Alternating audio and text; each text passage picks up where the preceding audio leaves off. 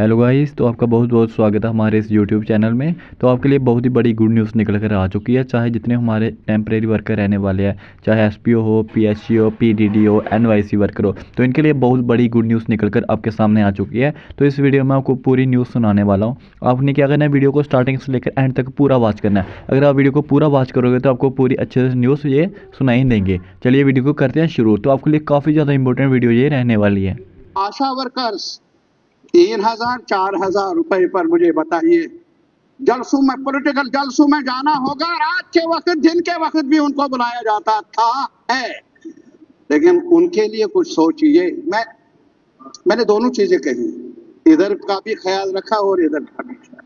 क्या कर लो, इधर का भी ख्याल, इधर आप बस मैं आप जहां तक सोशल वेलफेयर का ताल्लुक है, अभी डेली वेजर की बात कल बहुत ज्यादा यहाँ चर्चा हुआ और जायज है वो चर्चा, और फिर कमेटी भी बनी। लेकिन इतना मैं जरूर कहूंगा, उन पर लाठीचार्ज जो हुआ, केस दर्ज हुए हैं,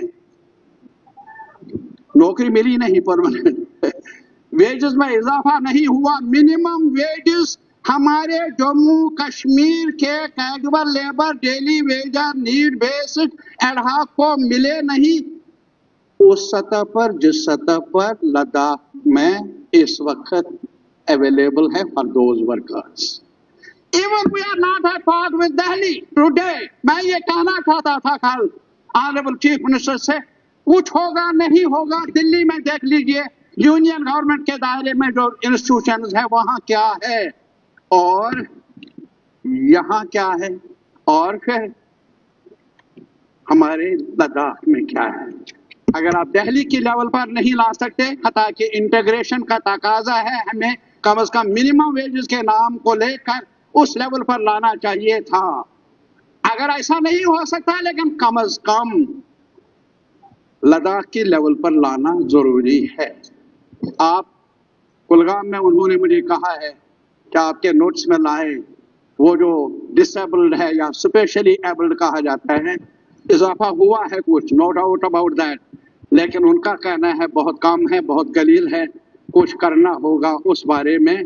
ये मेरी गुजारिश है। आखिर में मैं यही गुजारिश कर लूँगा, मेरे भाई, हमारे अलग अलग सियासी विचार हैं, वो अपनी जगह, लेकिन हम सब इलेक्टेड रिप्रेजेंटेटिव्स हैं।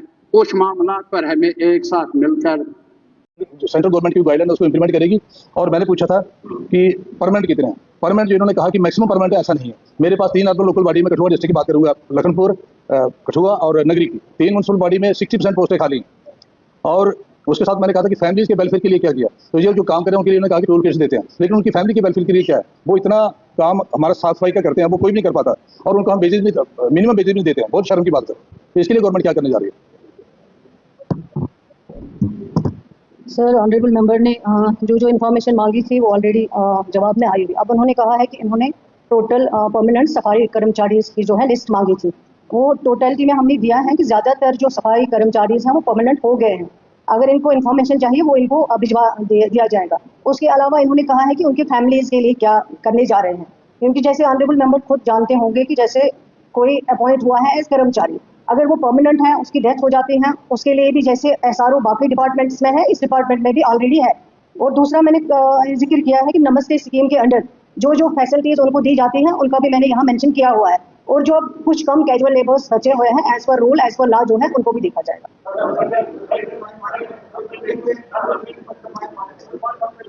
पहले खड़े हो गए सर 2005 आपकी बात भी सुनेंगे, 2000 आपकी बात सुनेंगे, इसको सुनोगे, आपके लिए मैं सुनूंगा, फिर सुनूंगा, मैं सुनूंगा, आप बैठो, मैं सुनूंगा। 2005 में शांगसन म्युनिसिपलिटी क्रिएट की गई, बट 2013 में उसको अबॉलिश किया गया है। जो वहाँ के सफाई कर्मचारी थे उनको दूसरी किसी से इशू पे करना था, म्युनिसिपलिटी भेजना था। उनकी file that is taking in the segment for last 10 year. तो ऑनरेबल सुप्रीम हाई कोर्ट का भी डायरेक्शन है कि इनको किसी और दूसरी इसके बारे में ये देखेंगे, उसको देखेंगे। बताइए आप क्या कहते हैं? हाँ, उसको बताना चाहता हूँ कि नेशनल सफाई कर्मचारी जो कॉर्पोरेशन है, टैक्स बॉडी है गवर्नमेंट ऑफ इंडिया की, they are ready to provide soft loans to सफाई कर्मचारी, और उनकी फैमिली के वेलफेयर के उनके पास काफी स्कीम्स है। लेकिन हमारी गवर्नमेंट जो उनको जो गारंटी देनी होती है वो नहीं दे पा रही है। अगर वो गारंटी दें तो they are ready to provide soft loan, तो क्या गवर्नमेंट उनको देने के लिए तैयार है? इसको एग्जामिन किया जाएगा, देखा जाएगा, फिर जो भी पॉसिबल है अकॉर्डिंग टू दैट जो है गवर्नमेंट एक्ट करेगी। दूसरा, ऑनरेबल मेंबर साहब को मैं यकीन दिलाना चाहती हूँ, जो अभी हाल ही में ऑनरेबल चीफ मिनिस्टर साहब ने अपने बजट स्पीच के दौरान जो कमेटी तश्कील दी है डेली वेजर्स कैजुअल लेबर्स के लिए, तो वो कमेटी इनको भी एग्जामिन करेगी, उसको भी देखा जाएगा। हाँ फरमाइए। सर हमारे उधर भी हैं, ये लोग 15, 20, 30 साल से काम कर रहे हैं। वहां पर क्या होता है, जो टेंडरिंग का मामला होता है, सैलरी इसलिए भी नहीं दे पाते हैं, शायद हाउस को ये जानकारी हो नहीं हो, क्योंकि हम वहां पे टेंडर ही काम करते हैं और वहां पर जो लोकल लेवल के वो जो लोग होते हैं, जो ब्यूरोक्रेट्स उसे चला रहे हैं, वो उसमें लूट खसोट कर रहे हैं। मैं चाहता हूं कि एक तो टेंडर में बढ़ोतरी हो ताकि रेवेन्यू वो इकट्ठा कर रहे हैं। मैंने पिछले दिनों कहा था 1 करोड़ की जगह एक ठेकेदार 5 करोड़ 5 गुना ज्यादा कमा रहा है, लेकिन हम उन लोगों को नहीं कर रहे। अगर वो टेंडर खत्म करके उन्हीं लोगों से वो टेंडर वगैरह वसूली करवाएंगे वहां अड्डे के अंदर, तो यकीनन रेवेन्यू भी जनरेट होगा और ट्रांसपेरेंसी भी होगी और उन लोगों के खाते में पैसा भी जाएगा और काम भी जमीनी सतह पर बेहतर हो सकता है। एक सजेशन है इसको तरफ देखिए। ये ऑनरेबल मिनिस्टर ने एश्योर किया है, बहुत ही अच्छा है कि ये लोग लगातार, अभी परसों चौधरी मैडम ने देखा होगा कि धरने पे थे। पिछली बार जब असेंबली का हमारा सेशन लगा पहला, तभी ये लोग प्रोटेस्ट पे थे और हमारे 28 एमएलए हमारे चीफ सेक्रेटरी साहब से मिले और उन्होंने एश्योर किया था कि इस इशू को सेटल करेंगे, इनके जो इशूज हैं खासकर रेगुलराइजेशन का। तो मैं मैडम का धन्यवाद करना चाहूंगा कि उन्होंने कहा कि कमेटी तश्कील की है और जल्दी इनका रेगुलेशन का करेंगे। लेकिन मैं ऑनरेबल मिनिस्टर से ये जानना चाहता हूँ कि जैसे 2011 में हमारे सारे टाउन्स के जो थे बाढ़ बढ़े, जैसे उधमपुर के 17 से 21 हुए, 21 बाढ़ होने के बाद वहाँ पे स्ट्रेंथ इंप्लाइज की वही रही, जो हमारे सफाई कर्मचारी की स्ट्रेंथ वही रही। तो इसी तरीके से बाकी टाउन्स के अंदर भी जो 17 से 21 बाढ़ बने, तो सफाई कर्मचारियों की स्ट्रेंथ वही नहीं रही, बल्कि वो जो रिटायर हो गए, जिनकी डेथ हो गई, उनकी जगह कोई नहीं लगा। और हालात ये है कि हमारे टाउन की सफाई की व्यवस्था जैसी होनी चाहिए थी नहीं हो पा रही है। तो नए लोगों को अपॉइंट करने के लिए, नए लोगों को उन म्युनिसिपैलिटीज में, कॉर्पोरेशन का अपना सिस्टम है, तो म्युनिसिपल काउंसिल और कमेटीज में लगाने का गवर्नमेंट का क्या प्रावधान है? सर, ऑनरेबल मेंबर का जो कंसर्न है बहुत सही है, लेकिन मैं इनके नोटिस में लाना चाहूँगी आपके माध्यम से 2021 में जो ऑर्डर निकला हुआ था, जिससे सारे, चाहे कैजुअल लेबर हो, डेली वेजर हो, परमानेंट एम्प्लॉय हो, उन सब पे बैन लगाया गया है कि अब ये अपॉइंट नहीं हो सकते हैं। इवन 2021 के बाद कोई एजुकेशन डिपार्टमेंट में जो रिक्रूटमेंट के जरिए, जो एसआरओ के जरिए लगाए जाते थे, उनको भी नहीं लगाया गया है। अब अगर हाउस चाहती है इसको एग्जामिन किया जाए, इस ऑर्डर को खत्म करके, ताकि इनको भी राहत मिल सके, वहाँ जो जरूरत है उसको करके वहाँ पे उनको मौका दिया जाएगा, क्योंकि ये ऑर्डर निकला है 21 में कि नहीं लग सकते हैं मुलाजिम। अब तो गवर्नमेंट इंशाल्लाह देखेगी क्या पॉसिबिलिटी हो सकती है, एग्जामिन करेगी जरूर। शुक्रिया। रेडी का बनाए बस। Question number 1064, minister in charge horticulture. Sir, equity number 1064.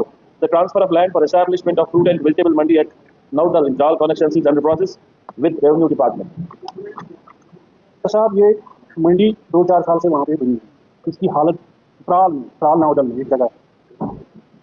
वहाँ पे न सिर्फ त्राल कॉन्स्टिट्यूंसी के आधा पुलवामा का, आधा बिजवारा, वो लपापो का फ्रूट आता है। उस मंडी में इतनी हालत खराब है कि जब वर्किंग डिपार्टमेंट को कहते हैं कि इसका मैग्नेटाइजेशन कर, वो कहते हैं इसका ऑर्डर नहीं हुआ ट्रांसफर। इस सिलसिले में जब मैं इलेक्शन जीता तो मैं एमएलए किया, रेवेन्यू डिपार्टमेंट के साथ इसका डेट ऑफ मैटर में नहीं किया। वो कहते हैं हमने कागज भेजे हैं रेवेन्यू डिपार्टमेंट में डिप्टी कमिश्नर या डिवीजन कमिश्नर, लेकिन 1 साल से कागज वहाँ रेवेन्यू डिपार्टमेंट है। बड़ा मेहरबानी करके इसका ट्रांसफर लैंड जल्दी हो, ताकि इसी तरक्की के लिए जहाँ वो फटे वहाँ बने। अब वहाँ ट्रैक्टर वाले होते हैं, ट्रक अंदर नहीं जा सकती, इसलिए उसका कैरेज फिर है लोग ज़्यादा, उससे नुकसान होता है जो कंज्यूमर का। मेरी गुजारिश है कि अगर भी आपके पास इसी साल, मैंने डेट मांगा था जनाब से, तो डेट नहीं मिला, हिसाब कर रहे हैं। आप कुछ बता रहे थे? हाँ सर, ये बेसिकली सर जो ये फ्रूट एंड वेजिटेबल मंडी त्राल की जो है सर, बेसिकली 2020 में इसको आइडेंटिफाई किया गया था। इसमें 16 कनाल जमीन जो थी जो अवेलेबल हुई थी उस वक्त, जिसमें स्टेट लैंड थी 8.5 कनाल और मेरे ख्याल से 7.5 कनाल जो थे वो थे शामला। उसके बाद एक प्रोसेस से गुजरना पड़ा, फिर डीसी साहब को पेपर्स गए, फिर डिप्टी कमिश्नर साहब को, फिर फाइनेंस कमिश्नर रेवेन्यू को। अब फाइनल हो चुका है सर।